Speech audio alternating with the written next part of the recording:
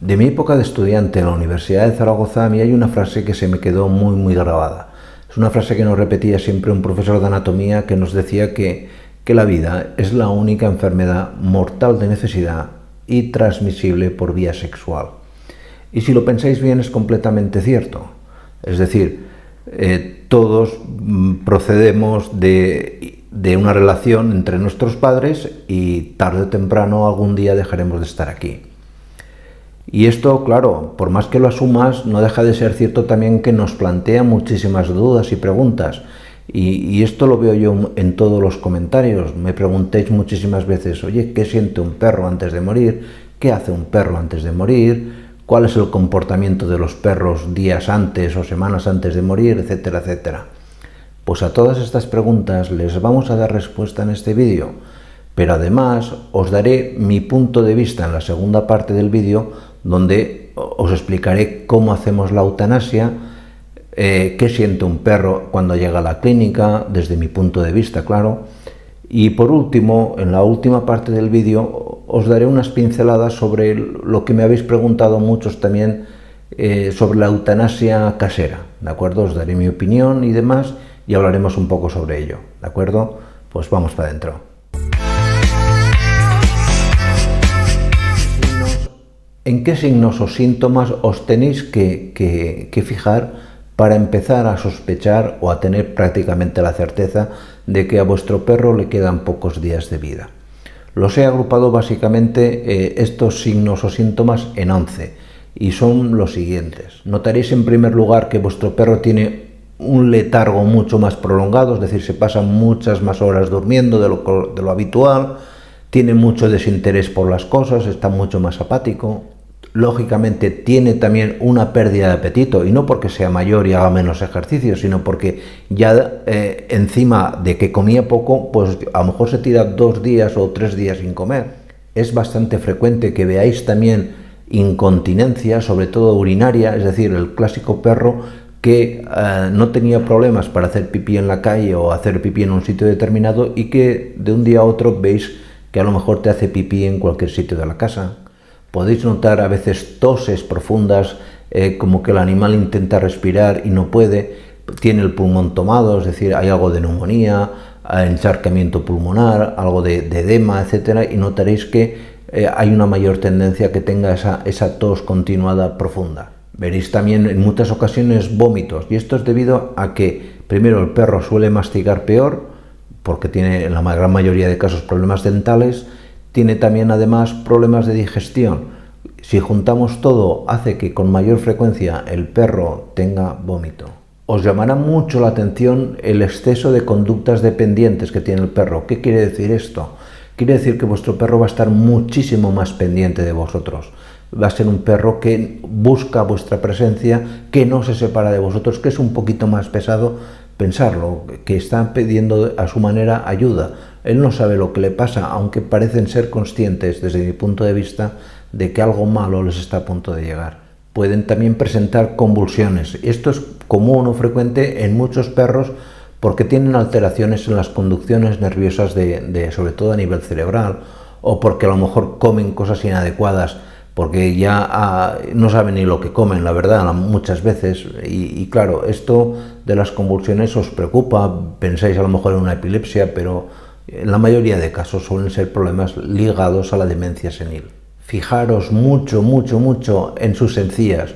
Os llamará la atención que en los días previos a que el animal fallezca, sus encías de repente se tornan muchísimo más pálidas y blanquecinas. Es decir, si ya tenía una anemia, que lo habíais notado, esa anemia se agrava muchísimo. Es también tremendamente frecuente que notéis que el perro se mueve con torpeza, tiene incoordinación motora, es decir, ya no solamente porque a lo mejor haya tenido una pérdida de capacidad visual, sino que se levanta con torpeza del colchón, anda como tambaleándose, se choca contra todo. Es también muy común que veáis que tiene una respiración muy extraña, jadea mucho, respira con el abdomen se le levanta y se le mueve con mucha frecuencia, su pulmón no funciona bien y hace fuerza para respirar con el diafragma, y esto es muy visible. Y por último, es muy común también que en ocasiones encontréis que vuestro perro tiene cambios en el comportamiento. Sobre todo puede manifestar en algunas ocasiones incluso irritabilidad, no solamente contra o hacia las personas de vuestro entorno, sino incluso hacia vosotros también. No se lo toméis en cuenta. Es muy frecuente que me preguntéis también qué siente el perro cuando le practicamos la eutanasia en la clínica. Vamos a ver, os vuelvo a decir, yo no puedo deciros lo que piensa un perro exactamente, porque los perros por desgracia no hablan, pero atendiendo a su comportamiento sí que os puedo decir que por lo general la gran mayoría de perros se muestra, a no ser que esté muy enfermo, muy malito, tremendamente al principio agitados, están nerviosos. Pensar que es bastante probable que no sea la primera vez que van al veterinario y tengan un recuerdo no muy positivo, y que la cantidad de dolores que hay en una clínica para un perro es algo que les aturde mucho. Al acudir tantos animales, perros, gatos, pájaros y demás, ellos huelen a mucha gente, digamos, y no ven a nadie, y esto de verdad que les tiene un poco alterados. Pero tenéis que tener claro que siempre hacemos lo mismo. Primero, si el perro está muy agitado, está nervioso, se le aplica un sedante, que el animal se relaje, que quede su musculatura más blanda, que el animal esté tranquilo, porque luego aplicaremos mejor el eutanásico si hacemos esto. Y el eutanásico se aplica vía intravenosa. Por lo general, en la mayoría de ocasiones utilizamos el pentobarbital.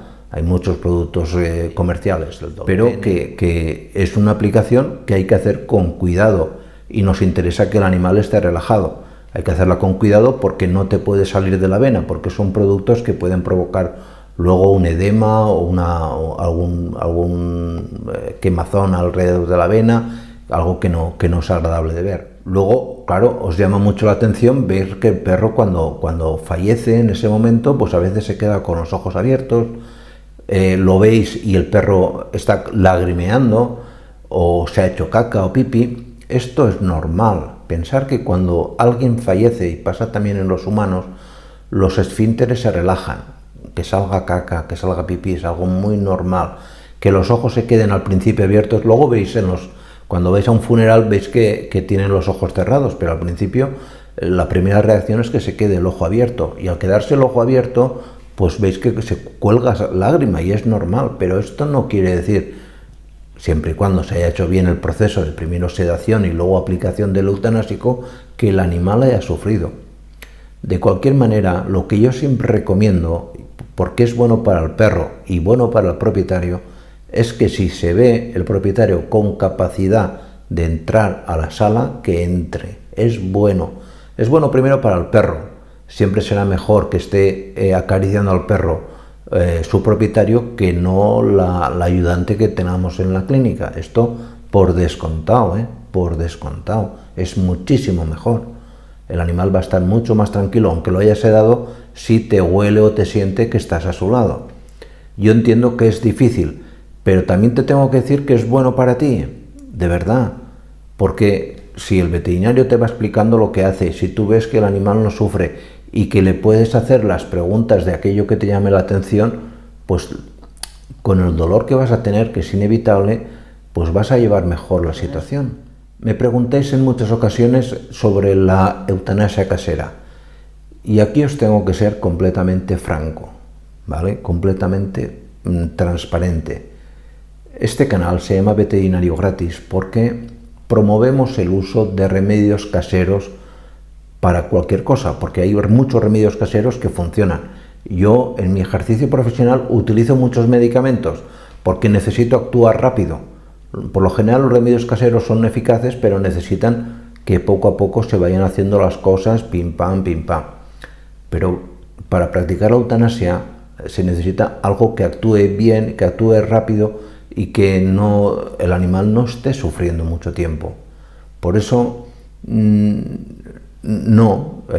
además creo y estoy convencido que la eutanasia no la tenéis que hacer vosotros, la tiene que hacer un veterinario, porque de hacerla bien, hacerla mal, va a sufrir el animal y vais a sufrir vosotros, y yo no quiero eso para nadie, ¿vale?